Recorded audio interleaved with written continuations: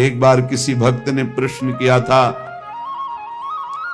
आप राधा नाम की इतनी महिमा करते हैं, ये वृंदावन के भिखारी लोग राधे राधे बोलते हैं, एक एक 10-10 रुपया मांगते हैं, तो क्या इस विषय में आपका क्या विचार है? क्या इनका सही चरित्र है? राधा राधा कह के, राधे राधे कह के रुपया मांगते हैं। हमें अपने भाव से देखना है। जिसका चश्मा हरा होता है उसे हरा दिखाई देता है, जिसका लाल होता है उसे लाल दिखाई देता है। हमारा चश्मा भाव का है। भावोत्सवेन भजताम रस कामधेनु।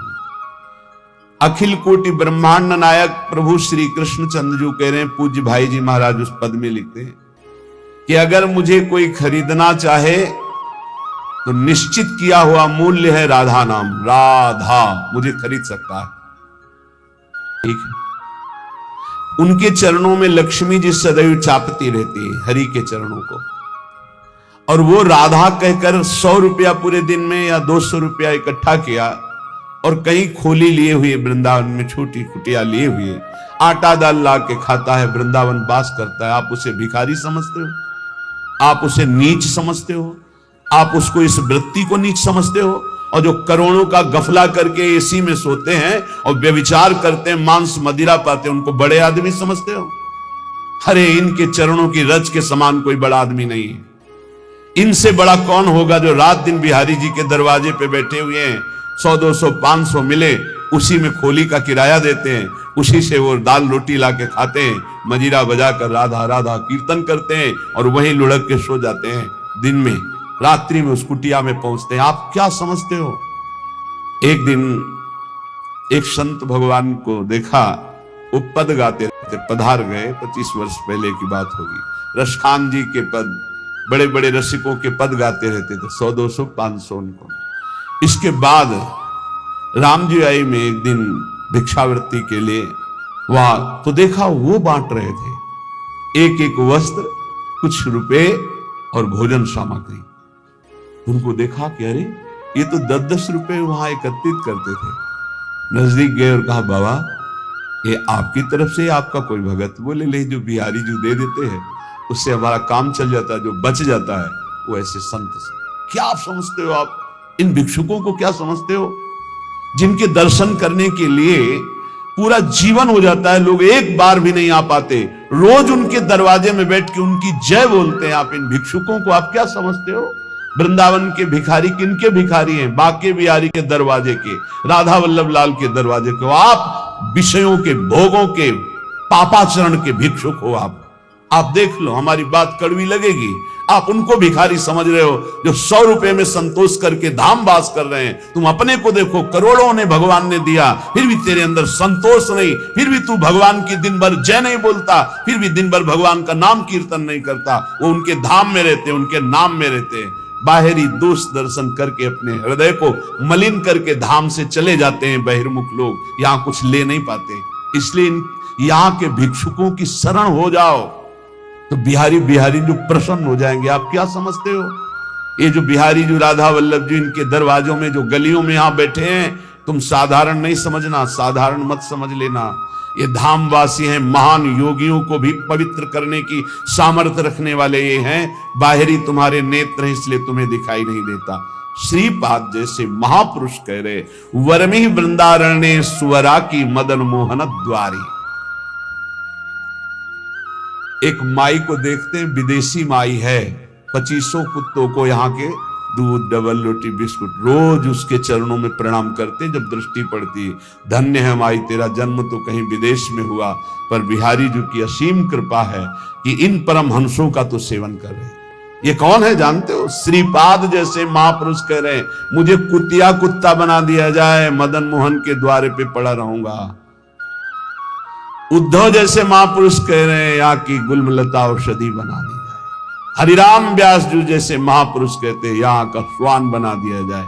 ये धाम है, यहां दोष दृष्टि मत करना किसी पर। अरे ये तो बिल्कुल मत करना, ये लाडली लाल के लाडले हैं, इनकी बाहरी बात अलग है, आंतरिक बात को आप नहीं जानते। बिहारी जी में पौशाले में एक माई पानी पिला दी, ये पहले की, अब तो ऐसी दिनचर्या श्री जी ने दे दी है कि कहीं भी नहीं जाना हो पाता। एक दिन फूल बंगला बना, वो 22 संतों को एक एक 2-2 रुपया और एक एक सेव ऐसे बांट रहे थे। बहुत ही उत्साह में भरी थी, जैसे उसके बेटे का ब्याह हो रहा। पूछा, माई ये आज तू पौशाला से हटकर, पानी पिलाने से हटकर ये क्यों बांट रही, क्या कोई उत्सव है? हाँ, आज हमारे बिहारी जी को फूल बंगला बना है, जो पानी बेचने से पैसे मिलते थे पिलाने से, उनमें से आज फूल बंगला। ओ फूली, आप क्या समझते हो, पानी पिला रही, एक एक रुपया एकत्रित कर रही, बाद में फूल बंगला बना रही। आप इनको ऐसे मत देखिए कि भिक्षुक हैं, अरे ये तो मांगने वाले हैं। नहीं नहीं नहीं, ये बिहारी जी के कृपा पात्र हैं। जहां बड़े बड़े आचार्य कोटि के महापुरुष मांग कर रहे, हे हरि हम कब हुई हैं ब्रजवासी, वो उनके दरवाजे पर पड़े रहते हैं। अहो भाग्य, अहो भाग्य जिनको ऐसा सौभाग्य मिला कि गलियों में बैठकर राधा राधा करके पूरा दिन व्यतीत करते, जो मिला उससे उदर पोषण और भरोसा केवल बिहारी बिहारिंजू का, और धाम वास कर रहे हैं। यहाँ के पशु पक्षी सब महामंगल मोद में, ये सब भगवत प्राप्त होंगे, ये सब भगवत प्राप्त। आप नहीं समझते धाम की महिमा को।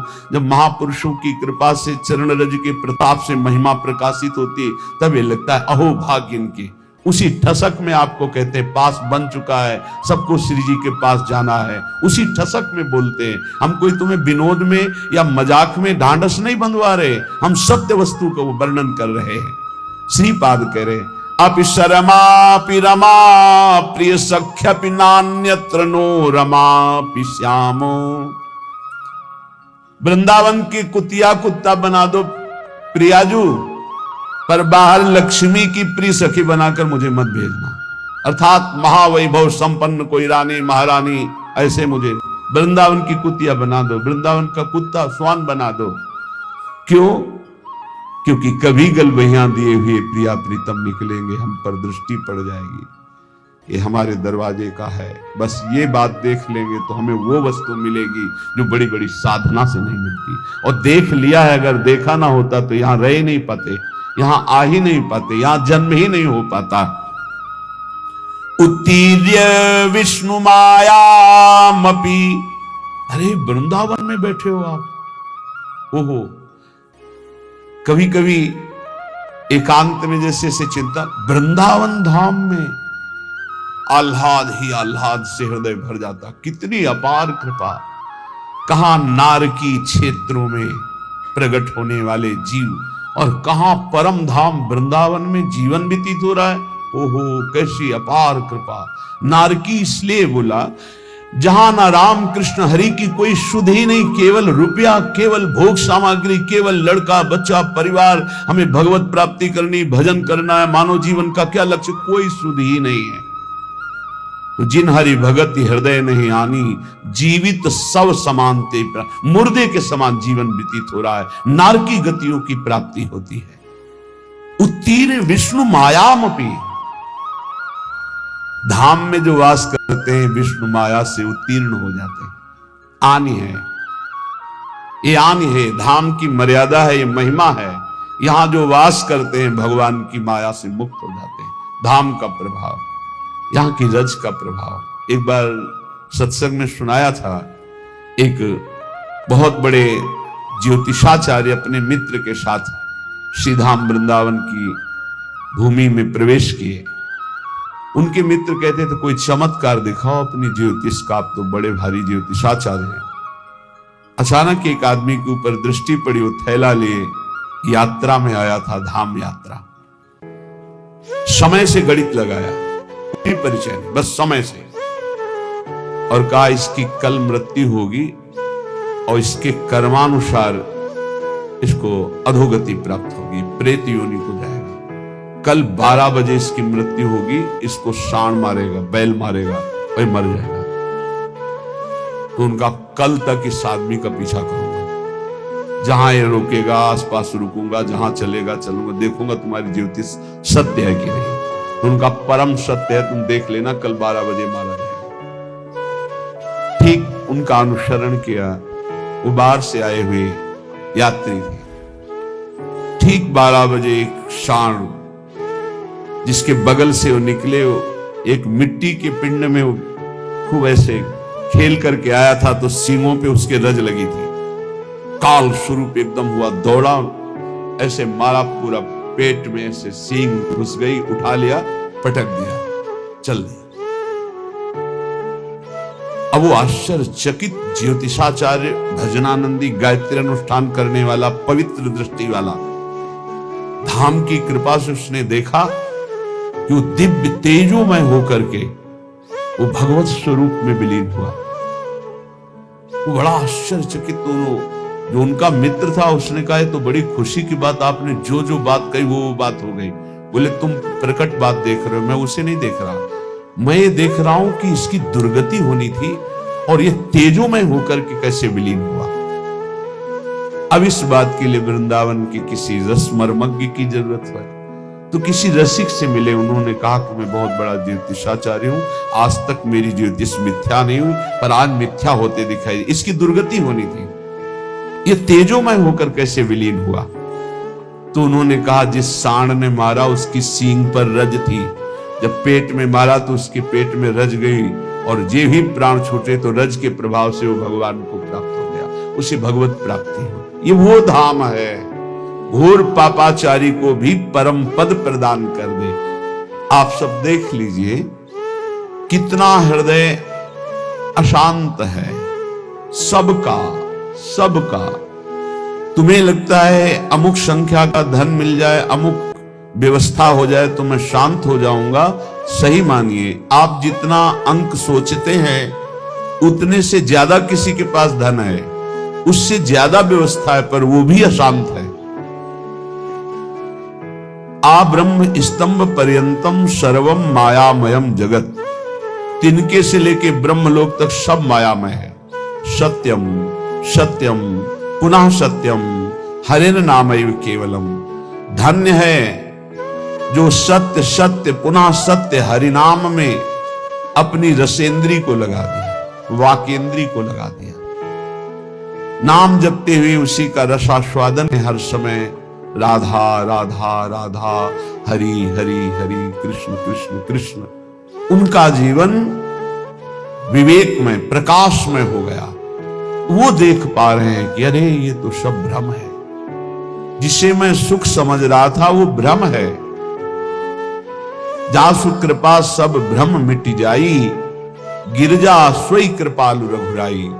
कृपालु भगवान की कृपा से जीव ये बुद्धि में विवेक प्राप्त कर लेता है कि यहां कोई मेरा नहीं है, एकमात्र प्रभु सबके हृदय में विराजमान है। बस यहीं से उसका परम कल्याण प्रारंभ होता है, यहीं से उसका विश्राम प्रारंभ होता है, यहीं से उसे परमानंद की अनुभूति होती है। अन्यथा सब भटक रहे हैं, सब भटक रहे हैं। कुछ चंद्र मिनट ऐसे हैं जिनमें आप जो चाहो पाप कर लो या पुण्य कर लो, कोई रोकने वाला नहीं, कोई टोकने वाला नहीं।